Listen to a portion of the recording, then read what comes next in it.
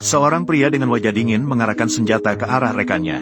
Namun mereka tidak hanya tidak takut, mereka juga mengejeknya karena tidak berani menembak.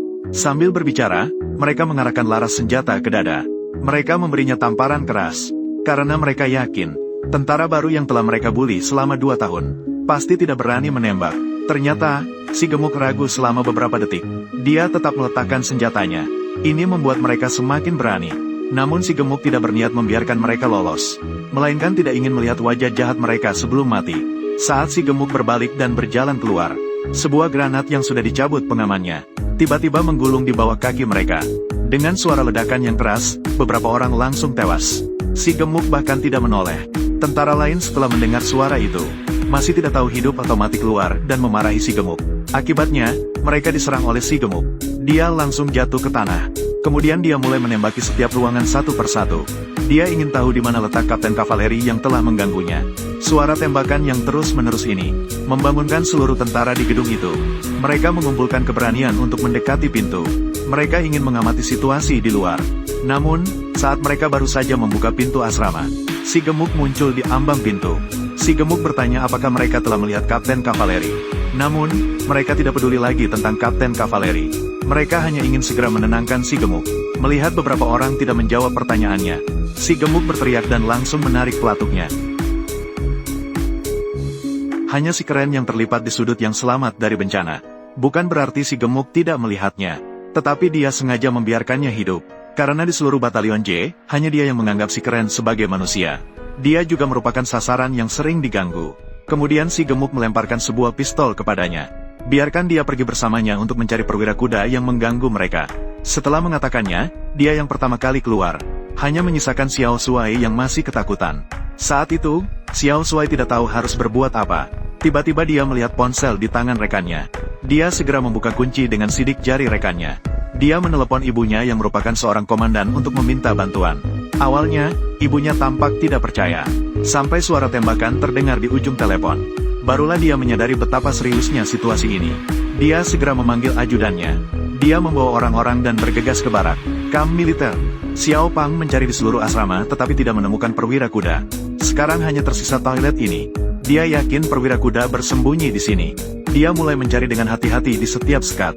Ketika dia mencari di ruangan terakhir yang mabuk, perwira kuda tiba-tiba menabraknya dengan pintu dan mencoba melarikan diri. Xiao Pang dengan cepat mengambil senjata dan menembak kakinya. Saat dia berencana untuk mengisi ulang senjatanya, tiba-tiba senjatanya kehabisan peluru. Untuk meluapkan kemarahan yang terpendam selama 2 tahun, dia terus menyerang kepala pemimpin kavaleri dengan popor senjatanya. Saat itu, komandan akhirnya tiba dengan pasukannya. Ketika pasukan khusus masuk, mereka menangkapnya dengan tepat. Tak lama kemudian, si gemuk dibawa ke ruang interogasi. Yang bertanggung jawab atas penyelidikan adalah Jaksa J, Cui Hua dan Erdan. Namun, apapun yang mereka tanyakan, si gemuk tetap diam. Hingga Erdan memberitahunya, ibunya sedang menunggunya di luar. Saat itu, si gemuk baru bereaksi. Kemudian mereka mengatur agar si gemuk bisa bertemu ibunya. Ibunya berjalan dengan pincang menuju ke arahnya. Dengan menangis, dia bertanya mengapa dia tidak bisa bersabar sedikit lagi. Hanya perlu bersabar 1 tahun lagi dan dia bisa pensiun. Para jaksa J yang hadir melihat adegan ini. Semua orang menjadi berkaca-kaca. Dan yang mereka tidak tahu adalah, semua yang dilakukan Xiao Pang ini, semuanya untuk ibunya yang tidak bisa bergerak. Setelah bertemu ibunya, Xiao Pang akhirnya mengungkapkan kebenaran kepada para jaksa militer. Karena dia tidak ingin setelah kematiannya, ibunya harus menanggung nama buruk sebagai ibu dari seorang penjahat. Ternyata, sejak hari Xiao Pang masuk ke kamp militer ini, dia terus-menerus dibully oleh sekelompok veteran ini. Dia dipaksa untuk makan sisa makanan dari tempat sampah, bermain gunting batu kertas di depan cermin. Sementara orang-orang yang membulinya duduk di samping dan menertawakannya. Bahkan ada yang memaksanya untuk bermain petak umpet bersamanya. Tapi dia menahan semuanya. Hingga sehari sebelum kejadian, Kapten Ma berkata bahwa dia akan segera pensiun. Bukankah kamu bisa bertahan? Salah satu hal setelah saya pensiun adalah pergi untuk merobohkan warung makanan ibumu. Dan kemudian mematahkan kaki lainnya. Sambil berbicara, dia juga meniru gerakan ibunya. Begitu Xiao Pang mendengar mereka akan mengganggu ibunya, dia langsung tidak bisa menahan diri. Jadi pada malam itu, Xiao Pang memanfaatkan ketidakwaspadaan rekannya yang sedang bertugas. Dia merebut senjatanya dan memukulnya hingga pingsan. Setelah itu, terjadilah adegan yang telah disebutkan di awal. Sebenarnya, para jaksa J sudah lama mendengar tentang adanya perundungan di kamp militer. Namun, kurangnya bukti telah menjadi masalah yang terus berlanjut. Ditambah lagi, mereka terhalang oleh atasan sehingga tidak bisa menyelidiki lebih dalam. Sekarang dengan kesaksian Xiao Pang, selama masih ada penyintas yang bersedia untuk bersaksi, mereka bisa menyelidiki tindakan perundungan secara mendalam. Namun, sebagian besar penyintas adalah pelaku perundungan. Hanya ada satu orang yang mungkin bersaksi, yaitu Xiao Shuai yang juga menjadi korban perundungan.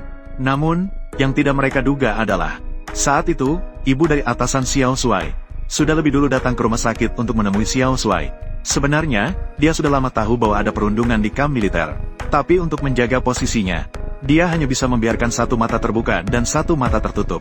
Dia mengantar Xiao Shuai ke kamp militer, hanya untuk menghukum anaknya yang memberontak ini. Sekarang dia secara aktif meminta maaf kepada Xiao Shuai, dan berjanji akan membiarkan Xiao Shuai keluar lebih awal dari dinas militer. Tapi sebagai imbalan, Xiao Xi harus membantunya memberikan kesaksian palsu di pengadilan, mengatakan bahwa tidak pernah ada tindakan bullying di kamp militer. Saat itu, Xiao Shuai baru menyadari dengan mendalam, dia sama sekali bukan anak di hati ibunya, hanya sebuah bidak untuk melindungi posisinya. Ketika Cui Hua bertanya kepada Xiao Shuai apakah ada tindakan bullying, meskipun Xiao Shuai sangat ingin berkata jujur, tapi ketika mengingat ancaman Kapten Ma di rumah sakit, dan keinginannya untuk segera keluar dari dinas, dia tetap mengucapkan kata-kata yang bertentangan dengan hati nuraninya. Tidak ada tindakan bullying yang pernah terjadi. Segera, sidang diadakan sesuai jadwal. Para penyintas berdiri di kursi saksi. Semuanya serentak mengatakan tidak ada tindakan perundungan. Xiao Shuai melihat ibunya. Dia hanya bisa mengatakan tidak ada perundungan. Namun meskipun dia mengatakan demikian, Xiao Pang tetap tidak menyalahkannya. Melihat senyum polos Xiao Pang, dia segera teringat kebaikan Xiao Pang padanya. Ketika dia mengalami perundungan, Xiao Pang akan datang untuk menghiburnya. Dia berkata ketika dia sudah menjadi senior, dia pasti akan menghapus aturan perundungan. Tapi sebelum itu, biarkan dia bertahan sedikit lagi. Dia berkata pada dirinya sendiri, jika bisa bertahan, mengapa tidak bertahan sampai mabuk? Saat itu, telinganya terus mendengar penghinaan para prajurit terhadap Xiao Pang. Mendengarkan mereka menuduh Xiao Pang dengan tuduhan yang tidak berdasar, hatinya mulai berjuang terus-menerus. Setelah mabuk, dia akhirnya tidak bisa bertahan lagi. Ada tindakan perundungan dan penyiksaan. Kemudian dia menangkap keras sersan kuda dan mulai berteriak, kami datang untuk menjadi tentara, bukan untuk dibuli oleh kalian. Orang yang menembak harus diadili. Dan orang yang memaksanya untuk menembak seharusnya menerima hukuman yang lebih berat. Mengapa kalian tidak hanya tidak menerima hukuman? Sebaliknya, kalian duduk di sini dengan percaya diri seolah-olah menjadi korban. Jika bukan karena terpaksa dan tidak ada jalan keluar, siapa yang akan memilih untuk mengambil senjata demi mempertahankan martabatnya? Kemudian dia melihat ibunya lagi. Ibu, tidak, Komandan Lu Huaing. Untuk menjaga pakaian J yang kau kenakan, kau memaksaku untuk memberikan kesaksian palsu. Inikah tim J yang ingin kau bangun? Lu Huaing duduk di sana, marah hingga tidak bisa mengeluarkan sepatah kata pun. Xiao Shuai semakin bersemangat saat berbicara, bahkan sampai tidak bisa mengendalikan emosinya setelah mabuk. Dia langsung dibawa pergi oleh petugas pengadilan. Lu Huaing juga tidak punya muka untuk tetap berada di sini. Dia berbalik dan pergi. Meskipun Xiao Pang terpaksa menembak, namun dia tetap melanggar hukum. Dia berdiri dan menghadap kepada 14 anggota keluarga korban. Dengan dalam-dalam membungkus sebagai tanda permohonan maaf. Cui Hua sangat merasa simpati terhadap nasib Xiao Pang. Tetapi orang-orang yang bersalah tidak bisa dijadikan alasan yang sah. Dia mengajukan permohonan kepada hakim di pengadilan, menjatuhkan hukuman berat kepada Xiao Pang, hukuman S. Hakim juga menyetujui permohonan Cui Hua, menjatuhkan hukuman S kepada Xiao Pang. Begitulah, pengadilan berakhir di bawah tragedi orang tua mengantar orang muda.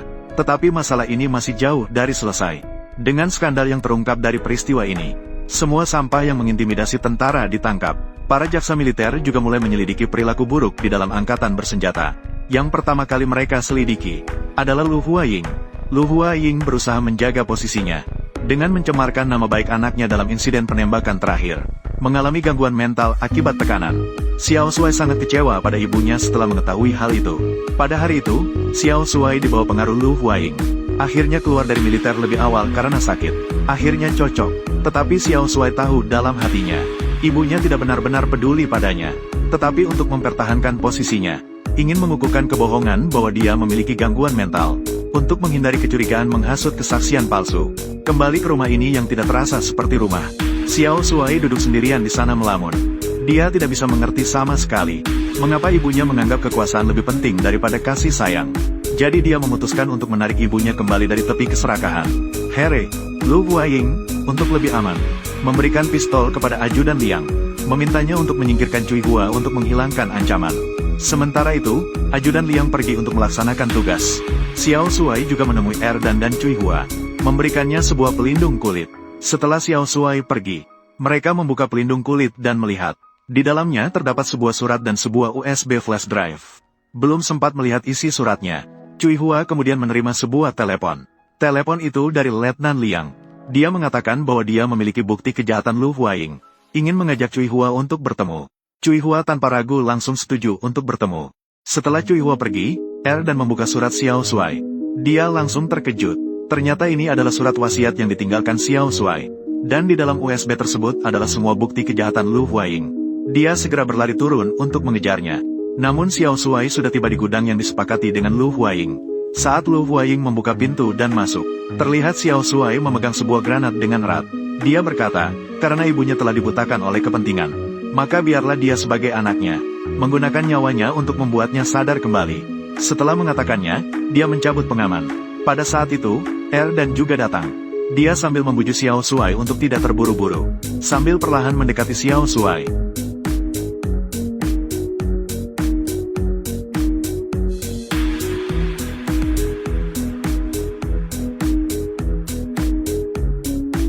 Sementara itu, Cui Hua juga tiba di tempat pertemuan dengan Wakil Liang. Begitu dia tiba, Wakil Liang langsung mengarahkan senjata ke arahnya. Belum sempat dia bereaksi, Wakil Liang langsung menekan pelatuk. Hampir pada saat yang sama, mereka semua dibawa ke rumah sakit. Dan Lu Huaying tidak mengalami cedera serius. 2 butir telur dan bertelur. Cui Hua juga selamat dengan cara yang ajaib. Meskipun Xiao Shuai berhasil selamat, dia terjebak dalam koma berat. Meskipun dia sudah seperti ini, Lu Huaying tetap tidak tega untuk menyentuh tangan putranya.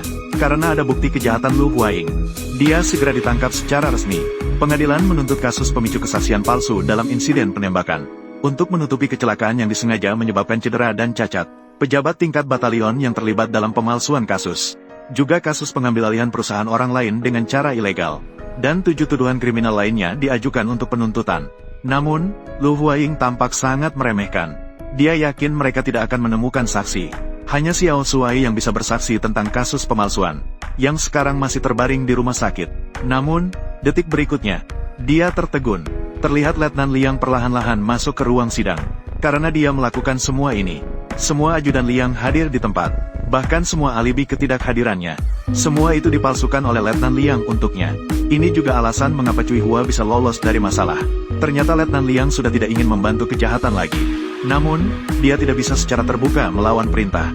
Jadi dia sengaja meleset saat menembak, tidak melukai bagian vital Cui Hua. Setelah mabuk, Lu Huaying karena mabuk melakukan kejahatan besar. Dijatuhi hukuman berat di pengadilan karena mabuk. Pada saat Lu Huaying dijatuhi hukuman, Xiao Shuai juga terbangun di rumah sakit. Sejak saat itu, dia sering menulis surat kepada Lu Huaying di penjara. Melihat surat yang ditulis Xiao Shuai untuknya, Lu Huaying tidak tahu apakah dia telah melepaskan beban sebagai pemimpin, atau merasakan kehangatan kasih sayang keluarga. Seluruh dirinya merasa sangat ringan. Dulu dia memanfaatkan kekuasaannya, bisa dengan sembarangan menginjak-injak kehidupan orang lain. Bahkan bisa memutuskan hubungan dengan anak kandungnya sendiri. Akibat mabuk, dia berakhir ditinggalkan oleh semua orang. Mungkin saat ini dia baru benar-benar menyadari. Hidup ini selain kekuasaan juga ada banyak hal indah. Tapi sudah terlambat.